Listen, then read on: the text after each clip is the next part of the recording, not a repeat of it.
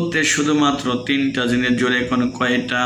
1 number রাসূল বলেন তুমি যা খাইলা হালালভাবে খাওয়াইলা, এই খাওয়াটা হচ্ছে তোমার নিজের। তুমি যেই কাপড়টা পরলা, এই কাপড়টা পরতে পরতে পুরাতন বানিয়ে ফেলেছ, এই কাপড়টা তোমার।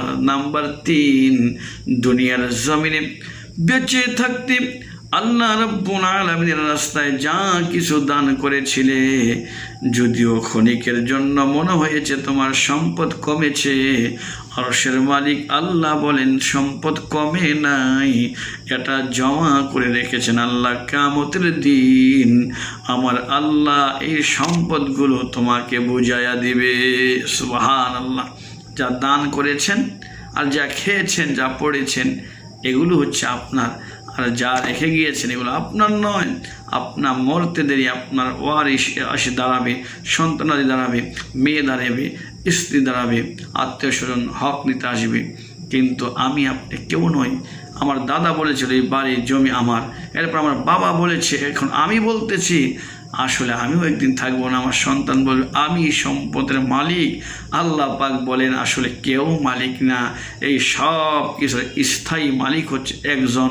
চিল্লা এখন তিনি কে? আল্লাহ সুবহানাহু তাআলা। আমার বন্ধুগণ, এই জন্য লোভ মানুষকে পাগল বানিয়ে ফেলে। আল্লাহ রাব্বুল আলামিন বলছেন মানুষের ভিতরে এত লোভ। আহারে, রসুল একটা হাদিসে বলছেন ইয়াহরুমু বুনু আদম ওয়া ইয়াশিব্বু মিনহু ইসনানি হিরসু আলাল মাল ওয়াল হিরসু আলাল উমার। মানুষ বুড়া হতে থাকে অথচ তার দুটো জিনিস দিন দিন দিন দিন জোয়ান হতে থাকে। 1 নাম্বার হলো মালের লোভ। কেউ চায় না আমি গরিব হয়ে যাই, আমার সম্পদ কমে যাক। সবাই চায় আমার সম্পদ বাড়তেই থাক, বাড়তেই থাক। একজন বুড়া মানুষ হারতে পারে না, ওকেও যদি আপনি জিজ্ঞাসা করেন দেখবেন সেও বলবে আমি গরিব হতে চাই না, সম্পদ আরও আমার বাড়ুক, এটাই আমি চাই।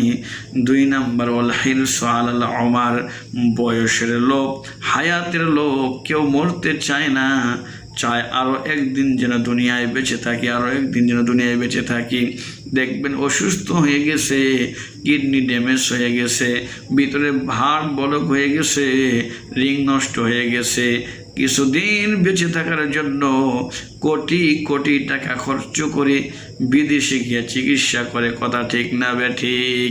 এই যে একটা হায়াতের লোভ, বেঁচে থাকার একটা লোভ, আল্লাহ পাকের নবী বলছেন যে এটা যতই বয়স হয়, এ বেঁচে থাকার একটা লোভ এটা মানুষের ভিতরে বাড়তেই থাকে।